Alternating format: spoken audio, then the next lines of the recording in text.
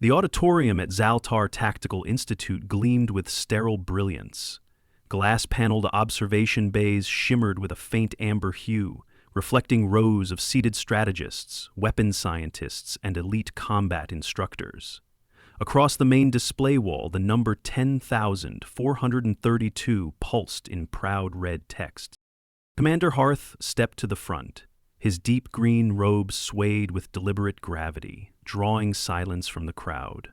4 elongated fingers clicked against the console at his side, and the center holoprojector ignited. "Today we celebrate tactical perfection," Harth began. "Over the course of 16 cycles, this institute has mapped, modeled, and tested every known method for terminating the Terran species." The projector cycled through footage. A simulated human subjected to vacuum decompression, to arterial laceration, to thermal plasma immersion. Each death efficient, each demonstration clinical. In 10,432 simulations, Harth continued, human termination occurred in under 5 minutes. In all but 5 cases, under 2. A quiet pride radiated through the auditorium. "Today," Harth said, eyes narrowing, "we move from theory to validation." Gasps fluttered as armored attendants stepped into the room. Between them walked a figure, hands bound, bare-chested, boots scuffed, eyes forward. A real human. The strategists whispered with audible curiosity. Harth lifted a palm. Subject acquired via sanctioned black site asset trade. Untagged. Preconditioned for minimal compliance. He turned slightly. Designation, Cole. Cole didn't flinch. He surveyed the room with unsettling calm. His wrists were cuffed, yes, but his posture betrayed no tension. Harth tapped the console again.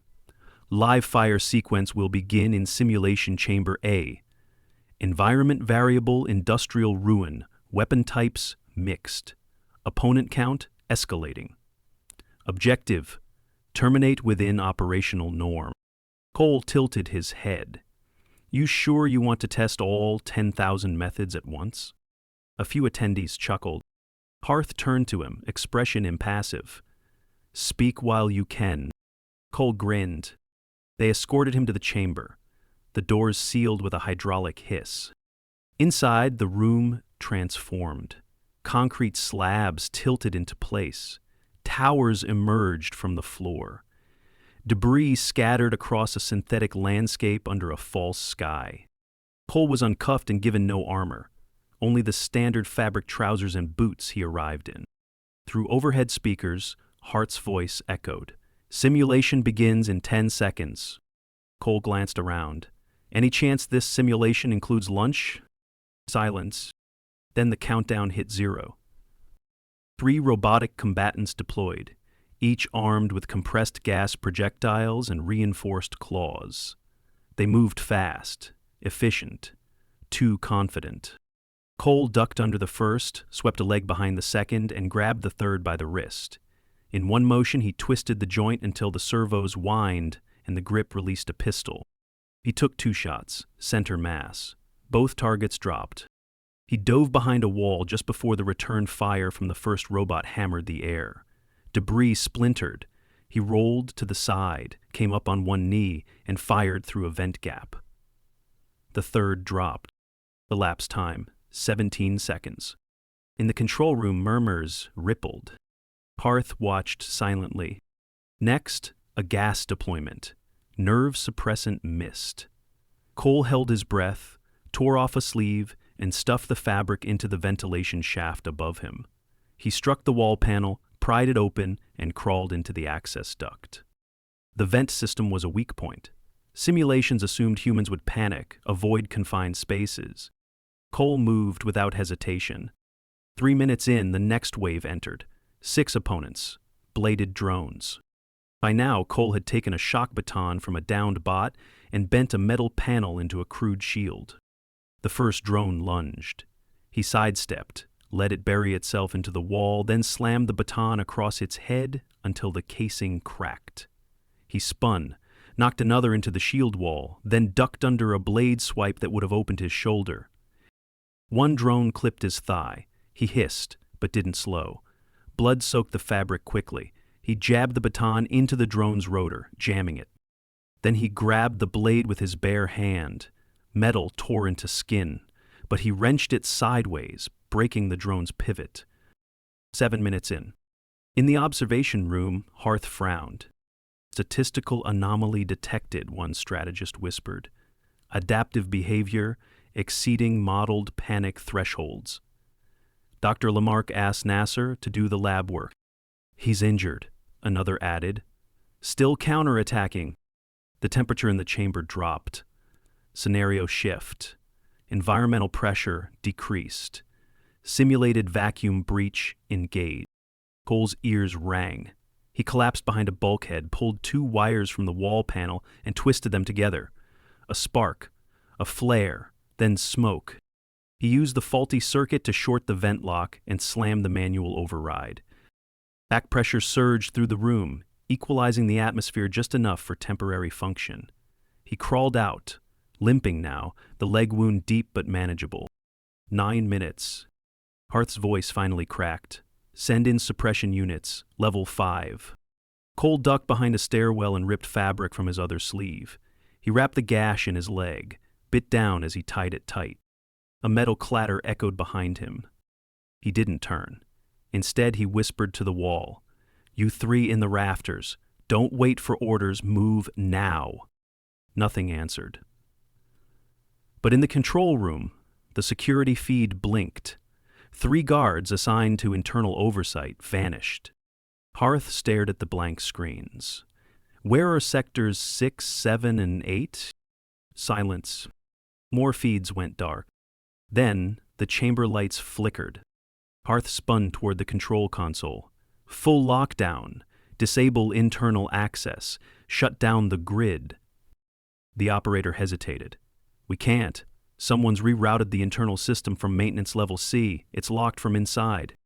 Harth froze. Cole stood now in the simulation room's control vestibule, a bloody hand pressed against the biometric override. His face appeared on every surviving monitor. You weren't studying a target, he said calmly. You were building a playground. And then he walked off screen. All at once, the Institute realized none of their simulations had ever included this, because they had never tested what happens when a human decides the scenario belongs to him. The main corridors of XalTar Tactical Institute were designed for efficiency, not containment. Walls reinforced with reactive polymers, doors sealed by biometric checks, ventilation optimized for atmospheric balance. But no one ever imagined they would need to stop something already inside, especially not someone like Cole. Commander Harth paced inside the primary control hub, his hand twitching over the security console. Seal all internal transit nodes. All of them. A technician with cobalt scales shook his head. We already tried. The command relays are cycling. They're not rejecting input. They're ignoring it. A second screen lit up. Internal camera feeds blurred, disrupted. Someone had jammed the surveillance grid across 4 sectors. Where's subject Cole now? No answer. Harth stared at the darkened maps, watching sensor data flicker out in chunks. He was unarmed, alone, injured. Explain to me how he's disabling our systems. The strategist beside him muttered, He isn't disabling them. He's rewriting the scenario. Cole moved fast despite the wound. The makeshift tourniquet slowed the bleeding, but pain throbbed with every step. He ducked into a stairwell, checked the corners, then removed a small transceiver clipped to the back of his waistband. He spoke softly. Maintenance level C, grid access cleared, secondary link enabled. Ready for convergence? Table of contents filled? A voice answered through static.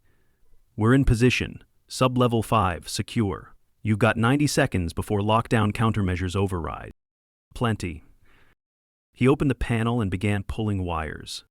This wasn't sabotage. It was preparation. In the command briefing center, Harth faced a different kind of fear, a threat he couldn't quantify. We ran over 10,000 simulations, he snapped. Blade, plasma, environment, biochemical suppression, Every vector terminated the human model in under 5 minutes. He's past double that already. A senior analyst spoke quietly. The flaw wasn't in the simulations. It was in our assumptions. Speak plainly, we tested anatomy, reactions, threshold limits, but humans don't operate on threshold. They pivot. They absorb failure as part of the path forward. You're saying they evolve under pressure? I'm saying they cheat. Cole reached the lower engineering bay. Inside, 3 XalTar guards lay unconscious, their stunners stripped, visors shattered. Cole didn't look at them. He approached the central relay. His fingers worked quickly. A relay bypass, a false ID cycle. Then he uploaded a subroutine. Compact, elegant. Not his design. Someone else had coded it years ago. He'd just memorized it. Overhead, a siren began to whine. Cole tapped his comm. Looping power grid now. 10 seconds. Prepare breach. From the central atrium, a sharp detonation shook the walls. Cole didn't flinch. Back in the observation dome, Harth watched as blast shields sealed the inner sanctum. Smoke flooded the feed. Static crackled across all channels. Then came the final insult. A screen lit up with footage from 20 minutes ago. Simulated footage. Cole's training data. But instead of showing his death, it showed what he had seen. Angles, blind spots, weapon loadouts. One long, uninterrupted memory loop. He'd memorized it. Every route, every reload interval, every hesitation in their synthetic programming. And he'd used it. Harth whispered.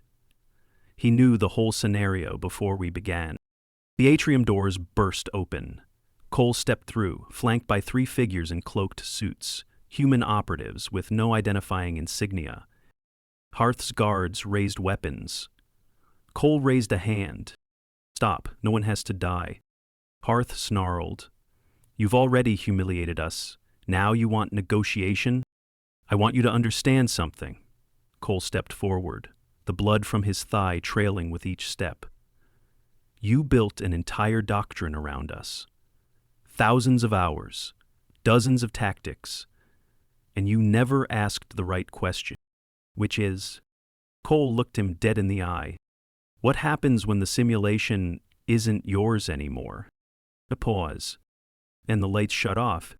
When they came back on, the humans were gone. All that remained was a single line blinking on the central screen. Simulation complete. Results inconclusive. The XalTar instructors stood frozen. No longer researchers, just targets that had misunderstood the game entirely. The silence that followed the humans' disappearance lasted nearly 2 full minutes. In a facility where data streamed constantly, silence was an anomaly all its own. Commander Harth stood rigid at the center of the control floor. His subordinates watched him, waiting for orders that didn't come. Finally, the chief tactical analyst, Turnick, spoke. The breach team just reported, no casualties, no traces. All 3 humans are off the internal sensors. How? Harth asked, not to anyone in particular. How does one man rewrite a facility's defenses in under 12 minutes? How does he vanish when sealed behind blast shutters? Turnick swallowed. He wasn't just trying to survive, he was orchestrating an exit the whole time. Another console beeped. We've reconnected auxiliary sensors. There's a trail. Follow it. Images flooded the central display. Stairwells cleared, vents widened, pressure doors disengaged in timed sequence. The humans hadn't run, they had left by design. But the final frame was what froze the room.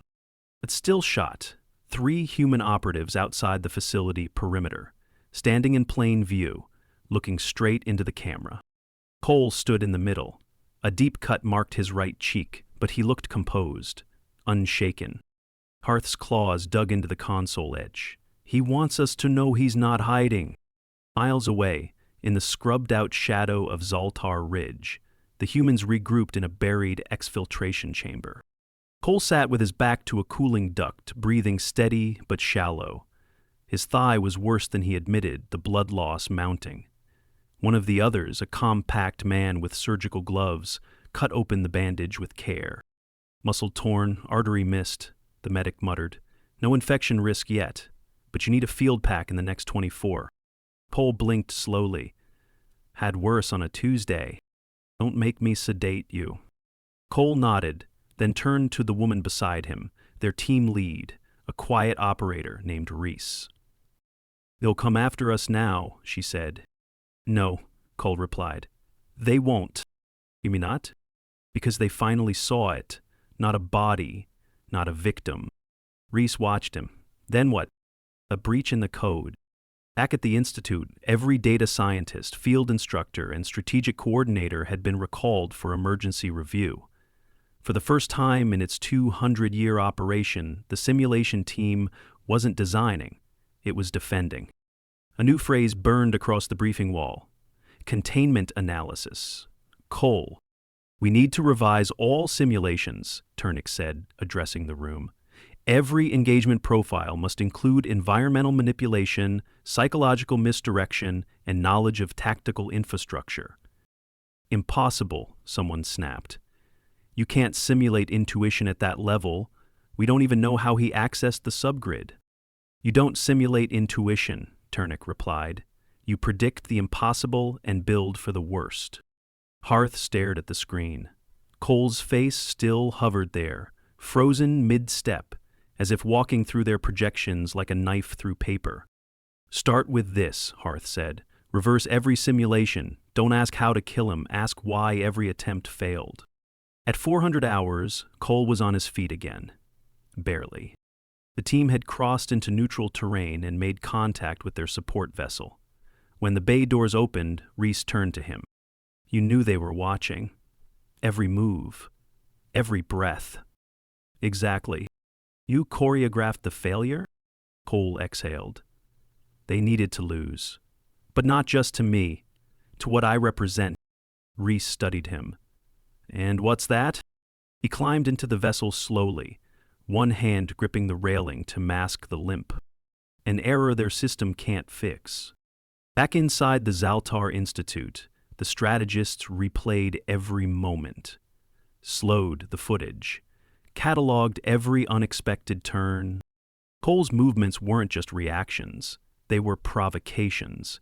He forced their hand at every stage, controlled their choices, led them to their own blind spots.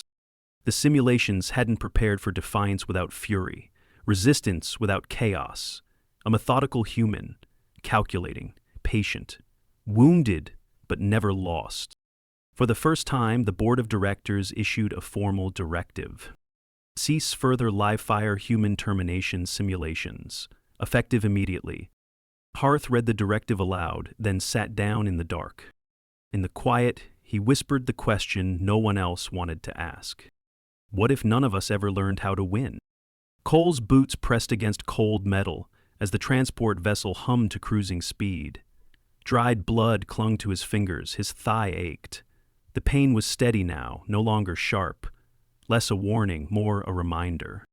Across from him, Reese finished a low-voiced comm to high command. Her face bore the kind of tension that didn't come from mission failure, but success with consequences. She set the device down, leaned forward, and met his gaze.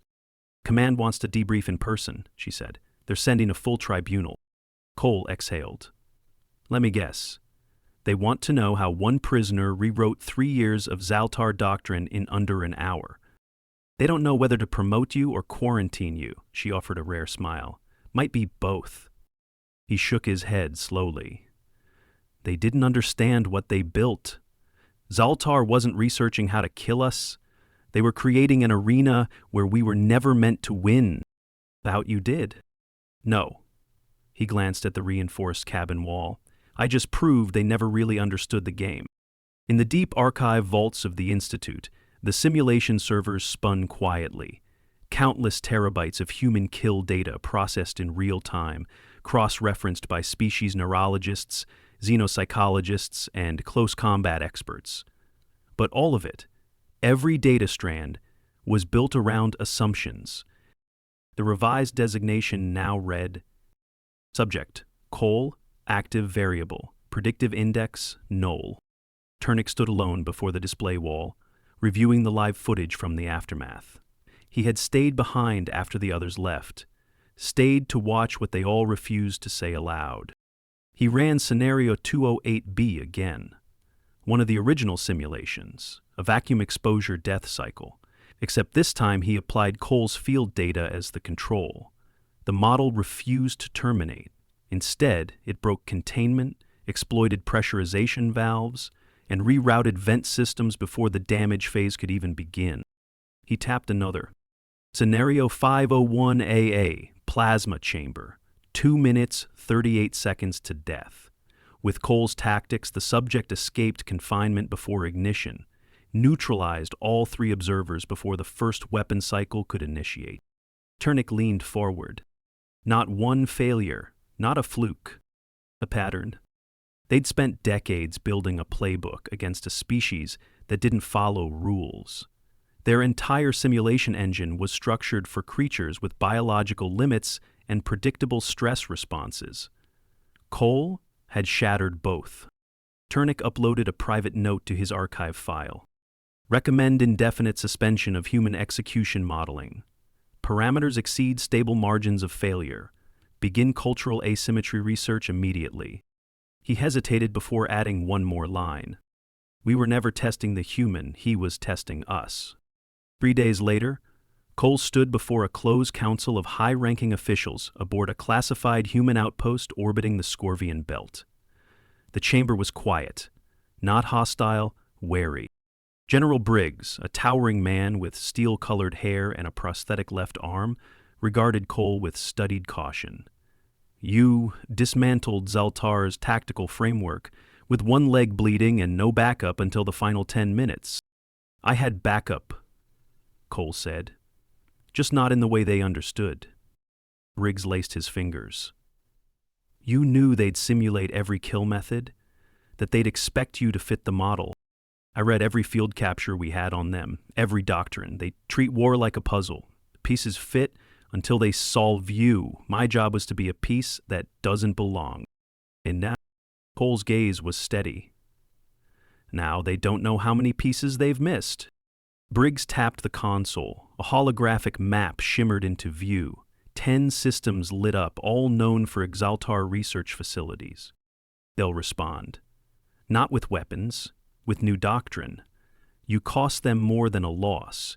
You broke their certainty. Cole nodded. And that's how we win. Briggs raised a brow. You want us to start a full doctrine war on philosophy? I want us to stop pretending we win battles just by being tougher. That isn't who we are. We win because we're impossible to prepare for. The room fell silent. Then one of the junior advisors leaned in.